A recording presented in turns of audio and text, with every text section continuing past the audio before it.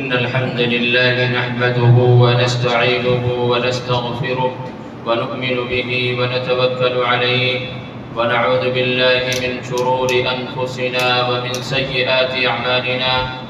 من يهده الله فلا مضل له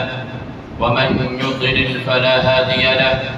وأشهد أن لا إله إلا الله وأشهد أن محمدا عبده ورسوله يا أيها الذين آمنوا اتقوا الله حق تقاته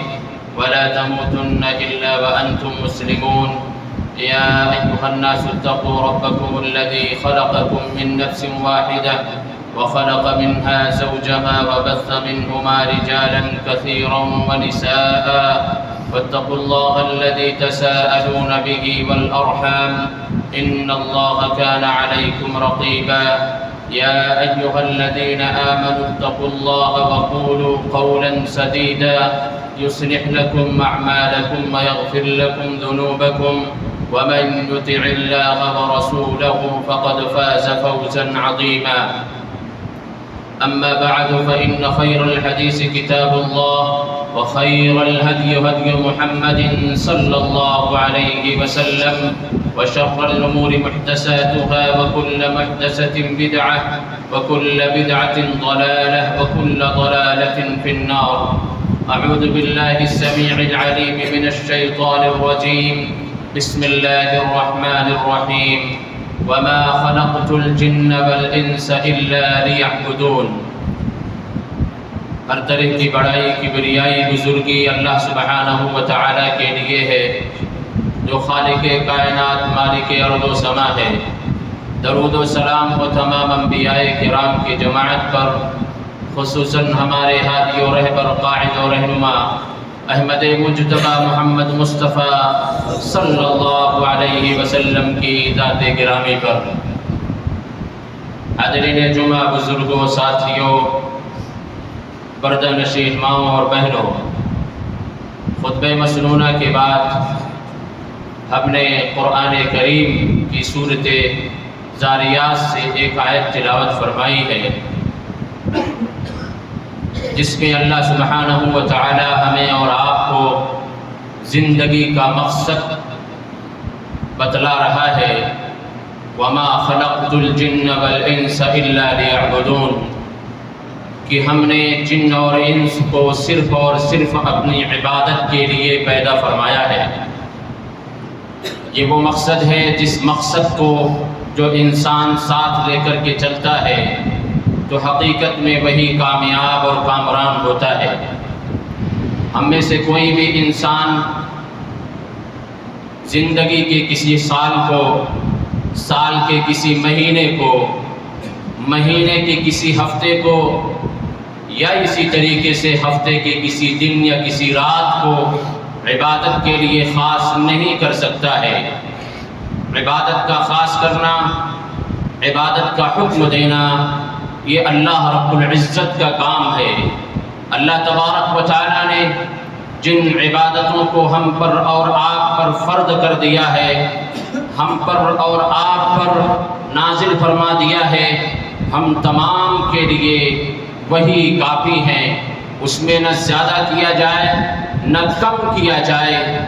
اليوم اکملت لکم دینکم واتممت علیکم نعمتی ورضیت لکم الاسلام دینا۔ اللہ تبارک و تعالی نے پورے اسلام کو مکمل کر دیا ہے اور یہ عہد نبوی ہی میں کمپلیٹ ہو گیا۔ اب کسی میں بھی یہ جرأت نہیں ہونی چاہیے اور کسی کو بھی یہ حق نہیں حاصل ہے کہ وہ دین کے اندر دین سازی کرے، عبادت کے اندر اضافہ کرے یا کمی کرے۔ یہ کسی کو درست اور جائز نہیں ہوتا ہے کہ کوئی انسان کسی دن، کسی رات، کسی ہفتے، کسی سال کے کسی ایام کو عبادت کے لیے خاص کیا جائے، بلکہ اللہ تبارک و تعالیٰ نے ہمیں اور آپ کو یہ حکم دیا ہے کہ سن بلوغت سے لے کر کے زندگی کی آخری سانس تک اللہ تبارک و تعالیٰ کی عبادت کرتے رہنا ہے۔ فسبح بحمد ربک وکن من الساجدین، بندو میری تسبیح بیان کرو، میری بڑائی بیان کرو، میرا حمد میری تسبیح کرتے رہو،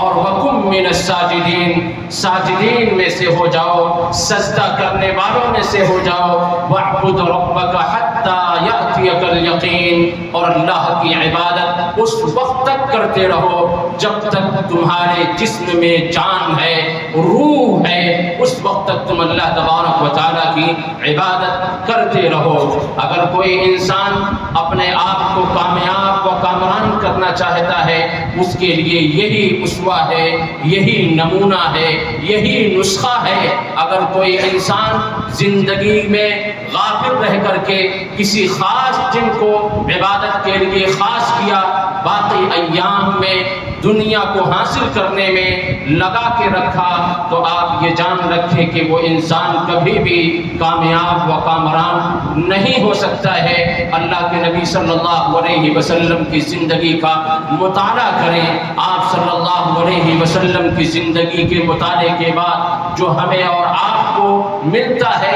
وہ یہی کہ آپ صلی اللہ علیہ وسلم سال کی ساری راتوں میں عبادت کرتے تھے، سال کے سارے دنوں میں عبادت کرتے تھے۔ کوئی ایسی رات نہ تھی جس کو آپ صلی اللہ علیہ وسلم نے خاص کیا ہو، کوئی ایسا دن نہ تھا جس کو خاص کیا ہو، الا یہ کہ شریعت کا نازل کرنے والا اللہ تبارک و تعالی نے کوئی دن کوئی رات عبادت کے لیے خاص کیا ہو، اسی پر آپ صلی اللہ علیہ وسلم کا عمل رہا ہے۔ آپ صلی اللہ علیہ وسلم سال کی ساری راتوں میں قیام اللیل کیا کرتے تھے۔ حضرت عائشہ رضی اللہ تعالی عنہا جب آپ صلی اللہ علیہ وسلم کی یہ کیفیت دیکھتی ہیں کہ آپ صلی اللہ علیہ وسلم جو معصوم عن الخطا ہیں، جن کے اگلے پچھلے سارے گناہ معاف ہیں، پھر بھی راتوں میں اٹھ کر کے قیام اتنا لمبا، رکوع اتنا لمبا، سجدہ اتنا لمبا کہ آپ کے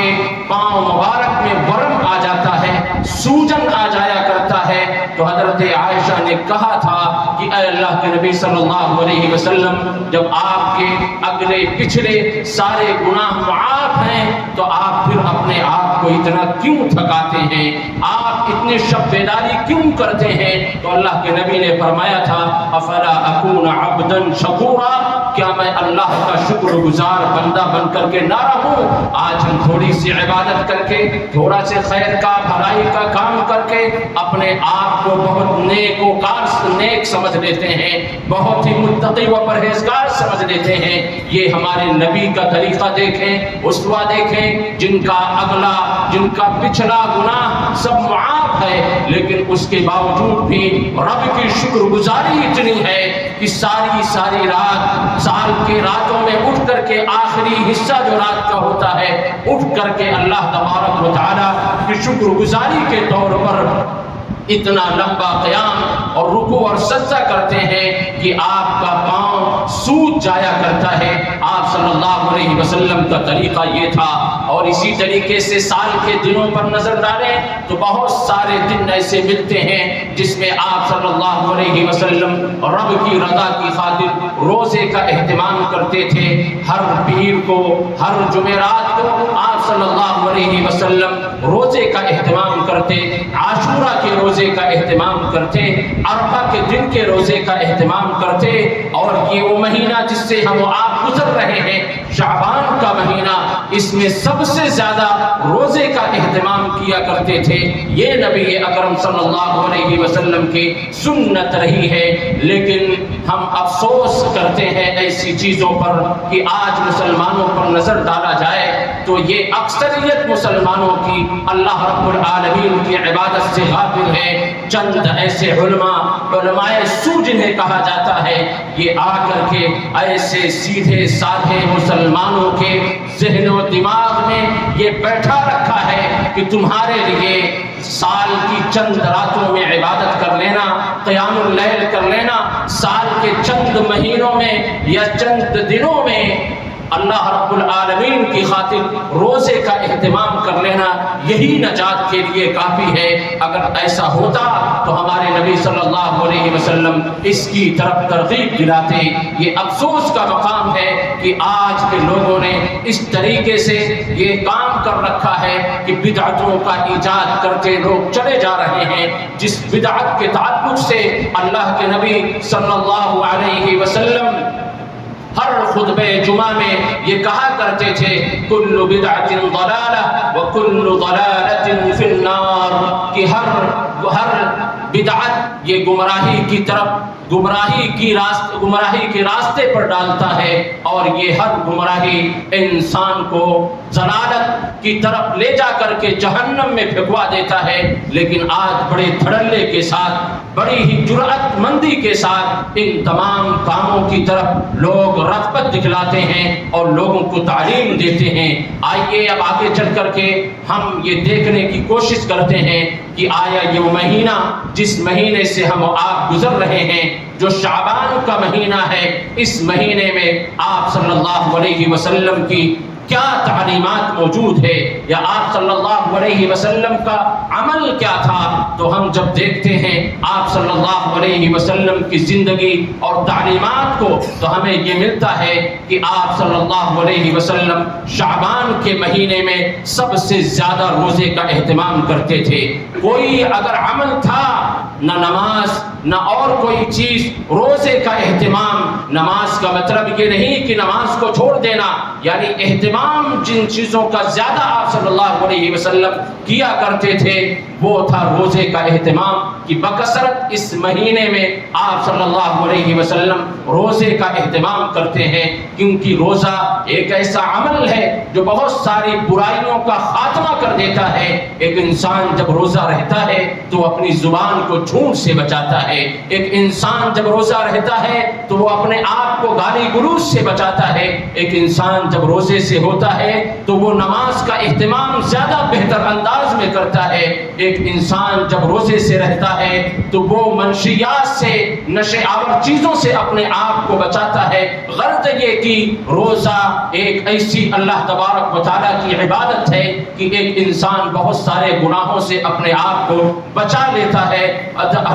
حضرت اسامہ بن زید رضی اللہ تعالی جب آپ صلی اللہ علیہ وسلم سے سوال کرتے ہیں اس تعلق سے کہ آیا آپ شعبان کے مہینے میں زیادہ تر روزے کا اہتمام کیوں کرتے ہیں، تو آپ صلی اللہ علیہ وسلم نے یہ تعلیم دی کہ ہم اس مہینے میں کیوں روزہ رکھتے ہیں، اور ترغیب بھی دلائی، کہا ذاک شہر یبعد الناس فیہ عنہ بین رجب و رمضان، کہ لوگوں میں بہت سارے لوگ شعبان کے مہینے سے غافل ہو جاتے ہیں، اس میں غفلت کے وہ شکار ہو جاتے ہیں۔ وَهُوَ شَهْرٌ تُرْفَعُ فِيهِ الْأَعْمَالُ إِلَىٰ رَبِّ الْعَالَمِينَ، جبکہ یہ وہ مہینہ ہے کہ جس مہینے میں تمام لوگوں کے اعمال کو اللہ تبارک و تعالیٰ کے سامنے پیش کیا جاتا ہے، یعنی ہمارے اور آپ کی رپورٹنگ کی جاتی ہے، اور یہ صرف سالانہ نہیں بلکہ روزانہ بھی ہمارے اعمال کی رپورٹنگ ہوتی ہے۔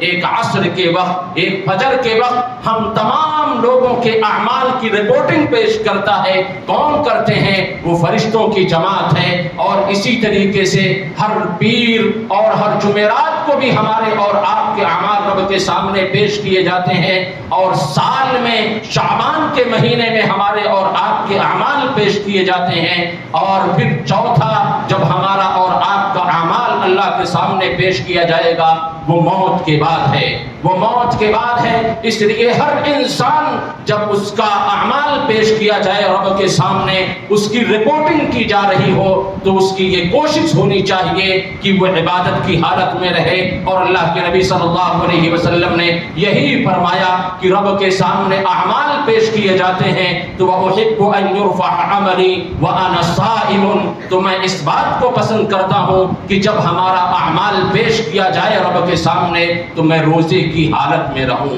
تو میں روزے کی حالت میں رہوں۔ اللہ کے نبی نے ایک اسوہ دیا، ایک طریقہ دیا کہ تمہارے اعمال جب جب پیش کیے جائیں تو تب تم روزے کی حالت میں رہو۔ یہ خاص نہ کیا کہ صرف اور صرف 15ویں شعبان ہی کا روزہ رکھا جائے، بلکہ آپ صلی اللہ علیہ وسلم کا طریقہ یہ تھا کہ آپ اکثر اس میں روزے کا اہتمام کیا کرتے تھے۔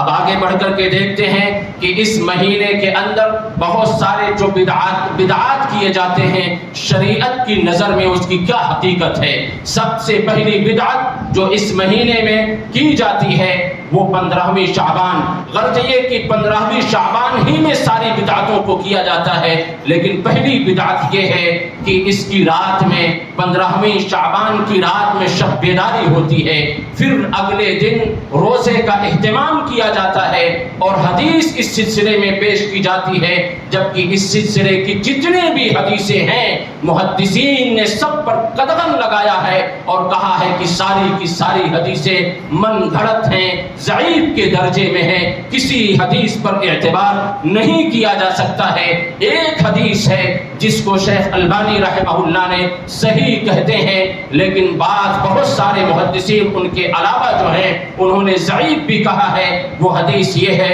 کہ یطلع اللہ تبارک و تعالی الى خلقه ليلة النصف من شعبان فيغفر لجميع خلقه الا لمشرك او مشاحن۔ یہ طبرانی اور ابن حبان کے اندر موجود ہے کہ اللہ تبارک و تعالی 15ویں شعبان کو اپنے تمام بندوں کو معاف کرتا ہے، سوائے ان کے جو مشرک ہیں یا جو ایک دوسرے سے بغض رکھتے ہیں، حسد رکھتے ہیں۔ یہ وہ حدیث ہے، لیکن اس حدیث پر اگر ہم بھروسہ بھی کر لیں، اس حدیث کو مان بھی لیں، تو اس حدیث کے اندر ہمیں یہ پیغام، ہمیں یہ درس نہیں ملتا ہے کہ اس حدیث پر اس انداز سے عمل کیا جائے کہ راتوں میں بیدار ہو کر کے اپنی طرف سے بنائی ہوئی عبادتوں کو انجام دی جائیں اور اگلے دن روزے کا اہتمام کیا جائے۔ اگر کوئی انسان موحد ہے، نمازی ہے، پرہیزگار ہے، روزے نفلی روزوں کا اہتمام کرتا ہے، تو وہ رات میں بیدار ہو یا نہ ہو، دوسرے دن روزے کا اہتمام کرے یا نہ کرے، پھر بھی اللہ تبارک و تعالیٰ اس کی مغفرت فرمائے گا، کیونکہ اس حدیث کے اندر کہیں پر یہ نہیں کہا گیا کہ اسی کی مغفرت ہوگی جو 15ویں رات میں شب بیداری کرے گا، قیام اللیل کرے گا، دوسرے دن روزے کا اہتمام کرے گا، بلکہ مطلقاً یہ حدیث آئی ہوئی ہے۔ اور اس حدیث سے جو اہم نقطہ اور جو اہم درس ہمیں اور آپ کو ملتا ہے، ایسے لوگ جو اس حدیث کے حوالے سے لوگوں کو گمراہ کرتے ہیں، جو پیغام سب سے بڑا ہے، جو تعلیم سب سے بڑی ہے، اس تعلیم کو فراموش کر دیتے ہیں۔ وہ تعلیم حدیث کے آخری ٹکڑے میں ہے۔ کیا ہے؟ اللہ کے نبی نے کہا، اللہ تبارک و تعالی 15ویں شعبان، نصف شعبان سب کو معاف کرتا ہے الا لمشرکن، مگر ان کے جو مشرک ہیں، یعنی جو شرک کرتے ہیں، ان کو نہیں معاف کرتا ہے۔ تو دیکھا جائے ان کے عمل کو، ان کے یہاں ربوبیت میں شرک پایا جاتا ہے، الوہیت میں شرک پایا جاتا ہے، اسماء و صفات میں شرک پایا جاتا ہے، رب کے در کو چھوڑ کر کے کسی اور کے در کو آباد کرنا ان کی زندگی میں ہے، رب کے سامنے جھولی پھیلانے سے ہٹ کر کے کسی اور کے سامنے جھولی پھیلاتے ہیں، رب کی طرف رجوع کرنے کے بجائے، رب سے منت سماجت کرنے کے بجائے کسی ولی، کسی پیر والے، کسی بابا، کسی مزار والے کی طرف رجوع کرتے ہیں۔ تو اللہ کے نبی صلی اللہ علیہ وسلم نے تو یہ تعلیم دی کہ اگر تم مشرک بن کر کے رہو گے تو 15ویں شعبان کی تمہاری مغفرت نہیں ہے، بلکہ مغفرت ان کی ہے جو موحد ہیں، جو اللہ کی توحید پر ہیں، جو صحیح رسالت کو مانتے اور تسلیم کرتے ہیں۔ تو سب سے پہلے ضروری تو یہ ہے کہ تم شرک کو چھوڑو، شرک سے برات کا اظہار کرو، عقیدے کا اعلان کرو، صحیح عقیدے پر گامزن ہو جاؤ، تب رب العالمین کی مغفرت ہے۔ اور دوسرا کیا کہا؟ او مشاحن، ان لوگوں کی مغفرت نہیں ہوتی ہے جو اپنے دلوں کے اندر اپنے بھائی کے تئیں بغض رکھتے ہیں، حسد رکھتے ہیں، کینہ رکھتے ہیں، جو کینہ پرور ہیں،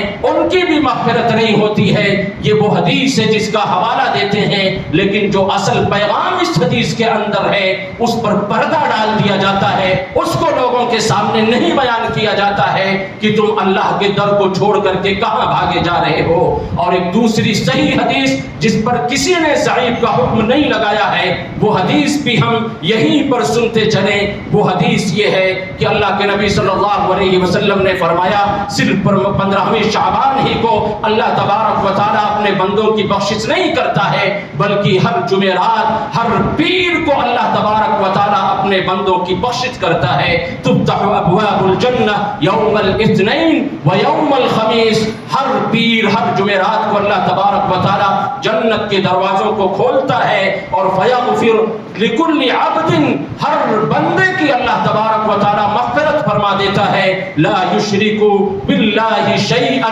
الا رجلا کانت بینہ وبین اخیہ شحنہ، یہ مسلم کی صحیح درجے کی حدیث کہ مگر ان کے جو شرک کرتے ہیں یا آپس میں ایک دوسرے سے بغض اور حسد رکھتے ہیں، کینہ پرور ہوتے ہیں، ان کے علاوہ اللہ تبارک و تعالیٰ ہر بندے کی بخشش کر دیتا ہے۔ جو موحد ہوتا ہے، جو متبع ہوتا ہے، جو فرما بردار ہوتا ہے، جو شرک سے برات کا اظہار کرتا ہے، ہر پیر اور ہر جمعرات کو اس کی بخشش اللہ تبارک و تعالیٰ کر دیا کرتا ہے۔ تو اس حدیث پر بھی عمل ہو، یہ حدیث بھی سنایا جائے، اس حدیث کی طرف لوگوں کو بلایا جائے کہ تم موحد بن کر کے رہو تو اللہ ہفتے میں 2 دن تمہاری بخشش کرتا رہے گا۔ یہ پہلی بدعت ہے۔ دوسری بدعت اس تعلق سے یہ ہے جو من گھڑت حدیث کا حوالہ دے کر کے جس پر عمل کیا جاتا ہے کہ 15ویں شعبان کو اللہ سبحانہ و تعالی آسمانی دنیا پر نزول فرما کر کے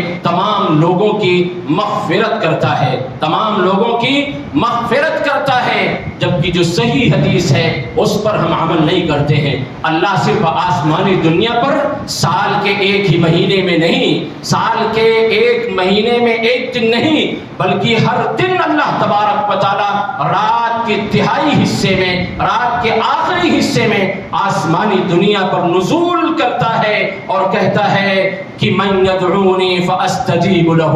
ہے کوئی مجھ سے مانگنے والا، دعا کرنے والا مجھ سے دعا کرے میں اس کی دعا کو قبول کرتا ہوں، ہے کوئی مجھ سے سوال کرنے والا کہ میں اسے عطا کروں گا، ہے کوئی مجھ سے مغفرت طلب کرنے والا کہ مجھ سے مغفرت طلب کرے میں اس کے گناہوں کو بخش دیتا ہوں، میں اس کے گناہوں کو بخشنے کے لیے تیار ہوں۔ اللہ تبارک و تعالی یہ ہر رات کے تیسرے حصے میں آ کر کے اپنے بندے کو پکارتا ہے۔ یہ صحیح حدیث ہے، اس پر عمل کیا جائے۔ تیسرا یہ کہ اس رات میں قبرستان کی زیارت کی جاتی ہے، اور اس حوالے سے حضرت عائشہ رضی اللہ تعالی عنہا کا ایک واقعہ ذکر کیا جاتا ہے کہ آپ صلی اللہ علیہ وسلم حضرت عائشہ کے حجرے میں تھے، اچانک اٹھ کر کے جنت البقیع جاتے ہیں اور وہاں دعا کرتے ہیں۔ حضرت عائشہ بھی پیچھے پیچھے جاتی ہیں، پھر جب ان سے ملاقات ہوتی ہے تو آپ صلی اللہ علیہ وسلم کہتے ہیں، بڑے ہی اختصار سے میں بیان کر رہا ہوں، حدیث بہت لمبی ہے جو کہ موضوع اور من گھڑت ہے، تو آپ صلی اللہ علیہ وسلم نے کہا کہ اللہ تبارک و تعالی اس رات میں اپنے بندوں کی مغفرت کرتا ہے، اس لیے میں جنت البقیع آیا ہوں ان مردوں کی مغفرت طلب کرنے کے لیے کہ اللہ تبارک و تعالی ان کو بخش دے۔ لیکن آپ وہیں پر صحیح مسلم اٹھا کر کے دیکھیں جس میں یہ پوری روایت موجود ہے، جس میں شعبان کا ذکر نہیں ہے،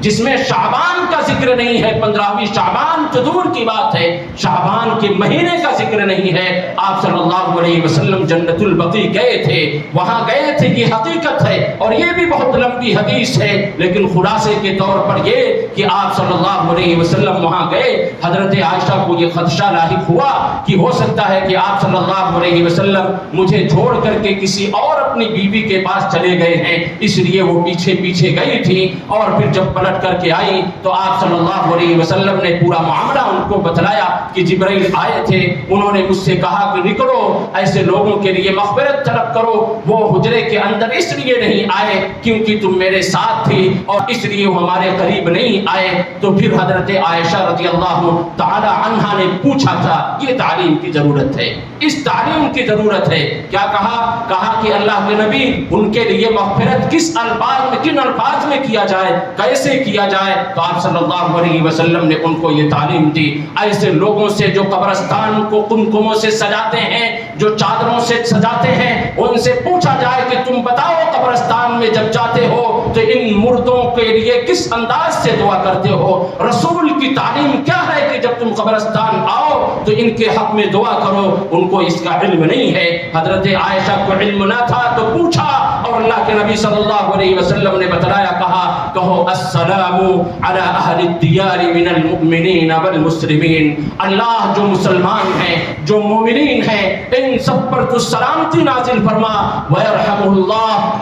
اللہ المستقدمین منا والمستاخرین، اور اللہ جو مجھ سے پہلے گزر چکے ہیں ان پر رحم فرما، جو میرے بعد فوت ہوں گے اللہ ان پر رحم فرما، وَإِنَّا إِن شَاءَ اللَّهُ بِكُمْ لَلَاحِقُونَ، انشاءاللہ تبارک و تعالی ہم بھی تم سے ملنے والے ہیں۔ یہ جب بھی کوئی جائے قبرستان کی زیارت کرنا یہ سنت ہے، لیکن کسی خاص دن کو اختیار کر لینا یہ بدعت کے درجے میں آ جایا کرتا ہے، اس لیے سنت پر عمل پیرا ہو جاؤ، سنت پر عمل کرنے والے بنو تو اللہ تبارک و تعالی اجر و ثواب سے نوازتا ہے۔ قبرستان جا کر کے عبرت لو، نصیحت پکڑو کہ ایک دن ہمیں بھی یہی آنا ہے، اور رسول کی تعلیم یہی ہے کہ وَإِنَّا إِن شَاءَ اللَّهُ بِكُمْ لَلَاحِقُونَ، کہ ہم اس ایک دن اسی مٹی میں آ کر کے تمہارے ہی طرح دفن کیے جانے والے ہیں، یہ اقرار کیا جائے، اور مردوں کے لیے یہ ان کے حق میں دعائیں کی جائے۔ اور ایک بدعت جو کی جاتی ہے اس دن وہ یہ ہے کہ رات میں قیام اللیل کا اہتمام کیا جاتا ہے، اگلے دن کا روزہ رکھا جاتا ہے، جس سلسلے میں کوئی روایت موجود نہیں ہے۔ حضرت علی رضی اللہ تعالی عنہ سے ایک روایت یہ لوگ نقل کرتے ہیں، جس کو ابن الجوزی، سیوطی، امام بیہقی، ان تمام نے منگھڑت کہا ہے۔ اس روایت کو نقل کرنے کے بعد کہا کہ یہ روایت حد درجے کی ضعیف ہے، یہ ضعیف کی کیٹیگری میں ہے۔ وہ کیا کہتے ہیں اللہ کے نبی صلی اللہ علیہ وسلم نے اس رات میں نماز کا اہتمام کرتے ہیں، 14 رکعت پڑھتے ہیں، پھر اس کے بعد کچھ سورتوں کا اہتمام کرتے ہیں، اور پھر کہا کہ ہمارے اس عمل پر جو عمل کرے گا اس انسان کو 20 مقبول حجوں اور 20 سال کے روزوں کا اجر و ثواب دیا جائے گا۔ العیاذ باللہ، اللہ کے نبی صلی اللہ علیہ وسلم سے کوئی حدیث ایسی ثابت نہیں ہے۔ اس کو تمام محدثین نے، تمام ناقدین حدیث نے اس کو رد کیا ہے، ریجیکٹ کیا ہے۔ اور ایک بدعت اس مہینے میں جو کی جاتی ہے وہ صلاۃ الالفیہ کے نام سے ہے، ہزاری نماز میں صلاۃ الرغائب رجب کے اندر ایک بدعت ہے، اور اس مہینے میں صلاۃ الالفیہ کے نام سے ایک بدعت ہے۔ آپ سوچیں، غور کریں، اللہ کے نبی صلی اللہ علیہ وسلم کو جب نماز کے لیے اللہ تبارک و تعالیٰ نے معراج کرایا اور آسمان پہ بلایا، 50 وقت کی نماز فرض کر دی، تو دو نبی آپس میں بیٹھ کر کے مشورہ کر رہے ہیں، ایک ہمارے نبی محمد رسول اللہ صلی اللہ علیہ وسلم، دوسرے موسیٰ علیہ السلام کہ یہ 50 وقت کی نماز بہت ہے، یہ تمہاری امت پر بہت بوجھ اور بہت گراں گزرے گا، جاؤ تخفیف کرا لو۔ پھر یہ مشورہ کرتے کرتے آتے جاتے 5 وقت کی نماز اللہ تبارک و تعالیٰ نے فرض کی۔ پھر بھی موسیٰ علیہ السلام نے کہا کہ ابھی پھر لوٹ کر کے جاؤ، میری امت پر 3 وقت غالباً نماز فرض تھی، ان لوگوں نے اس کی ادائیگی نہ کر سکی، جاؤ اور تخفیف کرا لو۔ لیکن آپ صلی اللہ علیہ وسلم نے کہا کہ نہیں، بس ہمارے لیے یہ کافی ہے، اب مجھے شرم آتی ہے۔ دو نبی بیٹھ کر کے مشورہ کر رہے ہوں کہ 5 وقت کی نماز بہت زیادہ ہے، اور آج کے لوگ آئے ہیں ان 5 کے علاوہ الگ سے نمازیں لوگوں پر تھوپنے کی کوشش کرتے ہیں کہ صلاۃ الالفیہ پڑھو، صلاۃ الرغائب پڑھو، اور یہ نماز سورۃ الفاتحہ کے بعد 10 مرتبہ سورۃ الاخلاص پڑھو، اور پھر اس کا اجر و ثواب بتایا جائے کہ تمہیں بخش دیا جائے گا، اگر تم برے میں ہو تو اللہ تبارک و تعالیٰ خوش نصیبوں میں تمہارا نام لکھے گا۔ الحیاذ باللہ، اللہ تبارک و تعالیٰ نے جن نمازوں کو ہم پر فرض نہیں کیا، ہم کون ہوتے ہیں کہ ایسی نمازوں کو لا کر کے لوگوں پر تھوپا جائے؟ اور اگر ہم محدثین کے پڑھیں گے تو محدثین نے کہا کہ اس نماز کی ابتدا 448 ہجری میں بیت المقدس سے شروع ہوتی ہے، اور اس نماز کو ایجاد کرنے والے آتش پرست لوگ تھے جو آگ کی پوجا کیا کرتے تھے، اور جب یہ نماز پڑھتے تھے تو وہ اپنے سامنے آگ جلا کر کے تعظیماً اس کے سامنے کھڑے رہتے تھے، اور آج اپنے آپ کو سنی کہنے والے ان نمازوں کا اہتمام کرتے ہیں، اس کی پابندی کرتے ہیں، اس کی طرف لوگوں کو بلاتے ہیں۔ اور محدثین کو پڑھیں، تاریخ دانوں کو پڑھیں تو انہوں نے یہاں تک لکھا ہے کہ یہ ایک ایسی بدعت ہے کہ جو لوگ وہاں اللہ والے اس قبیلے میں موجود ہوتے تھے وہ اللہ کی ڈر سے کہ یہ اتنی بڑی بدعت ہے کہیں اللہ ہمیں زمین میں نہ دھسا دے، وہ علاقہ چھوڑ کر کے چلے جایا کرتے تھے، کیونکہ بدعت کا انجام بہت خطرناک ہوا کرتا ہے۔ اسی لیے اسلاف کہا کرتے ہیں کہ بدعتیوں کے ساتھ اٹھنا بیٹھنا بھی کسی مسلمان، کسی موحد، کسی سنت والے کے لیے جائز اور درست نہیں ہے کہ ان کے ساتھ وہ رشتہ جوڑے، ان کے ساتھ دوستی کرے، ان کے ساتھ بیٹھے، ان سے علم حاصل کرے۔ ایسے لوگوں کو کنارے کر دیا جائے، بدعتیوں کو اپنے گلے نہ لگایا جائے، کیونکہ بدعت سے سماج بگڑتا ہے، ایمان بگڑتا ہے، اسلام بگڑتا ہے۔ بدعت کے ذریعے سے تباہیاں آتی ہیں، بربادیاں آتی ہیں، اور آخرت تباہ و برباد ہو جاتا ہے۔ اس لیے اسلاف نے بدعتیوں کے تعلق سے بہت سختی کے ساتھ اپنی بات کو رکھا ہے ہمیشہ، اور اس کی طرف ترغیب دلائی ہے۔ تو اس طریقے کی چیزیں نقل کرتے ہیں جو بدعت کے درجے میں ہیں۔ اب آئیے آخری دو چیزیں ذکر کر کے بات کو سمیٹنے کی کوشش کرتا ہوں۔ اس 15ویں شعبان کے تعلق سے ایک اور لوگوں کے سامنے بات نقل کی جاتی ہے، وہ یہ کہ یہ 15ویں شعبان کو رات ہے کہ جس رات میں لوگوں کے کام، لوگوں کے اعمال لکھے جاتے ہیں، لوگوں کی تقدیریں لکھی جاتی ہیں کہ کون سال بھر زندہ رہے گا، کون سال بھر کتنا کمائے گا، کون سال بھر کتنی ترقی حاصل کرے گا۔ اس رات میں یہ ساری کی ساری لکھی جاتی ہیں لوگوں کی قسمتیں۔ اس لیے اس رات میں اٹھ کر کے بیدار ہو کر کے اللہ تبارک و تعالیٰ کی عبادت کی جائے، اور اس چیز کو ثابت کرنے کے لیے قرآن کی آیت پیش کی جاتی ہے، اور وہ قرآن کی آیت یہ ہے انا انزلناہ فی لیلۃ مبارکہ، کہ ہم نے لیلۃ مبارکہ، مبارک رات میں قرآن کریم کا نزول فرمایا ہے، قرآن کریم کا نزول فرمایا ہے۔ انا کنا منذرین، اور ہم لوگوں کو ڈراتے ہیں۔ فیہا یفرق کل امر حکیم، اور اس رات میں ہر ایک کا فیصلہ لکھا جاتا ہے، ہر ایک کا اس رات میں فیصلہ لکھا جاتا ہے۔ یہ قرآن کی آیت ہے جس سے لوگوں کو دھوکہ دیا جاتا ہے، لیکن یہ اصول یاد رکھو، قرآن کی تفسیر قرآن سے، قرآن کی تفسیر قرآن سے نہ ملے تو حدیث سے، یہ اصول ہے۔ تو قرآن کی تفسیر قرآن ہی سے دیکھتے ہیں کہ اللہ تبارک و تعالیٰ نے قرآن کو کب نازل کیا۔ پڑھیے سورۃ القدر، انا انزلناہ فی لیلۃ القدر، ہم نے قرآن کریم کو لیلۃ القدر میں نازل کیا جو رمضان میں ہے، رمضان کے آخری عشرے میں۔ اور پھر سورہ بقرہ چلتے ہیں، سورہ بقرہ میں دیکھیے شہر رمضان الذی انزل فیہ القرآن، ہم نے قرآن کریم کو کب نازل کیا؟ شہر رمضان میں، رمضان کے مہینے میں۔ تو یہ قرآن کی تفسیر قرآن سے ہو گئی، یعنی انا انزلناہ فی لیلۃ مبارکہ، مبارک جو رات ہے اس مبارک رات سے 15ویں رات نہیں، 15ویں شعبان کی رات نہیں مراد، بلکہ رمضان المبارک کی وہ آخری عشرے کی 5 راتیں مراد ہیں، جس کی تفسیر سورۃ القدر میں ہے۔ اور پھر قرآن کب نازل ہوا، اللہ نے کب نازل کیا، اس کی تفسیر مکمل سورہ بقرہ میں ہے کہ شہر رمضان الذی انزل فیہ القرآن۔ اس لیے دھوکے میں نہ آؤ، اسی لیے کہتا ہوں علم دین حاصل کرو تاکہ اپنے آپ کو، اپنی نسلوں کو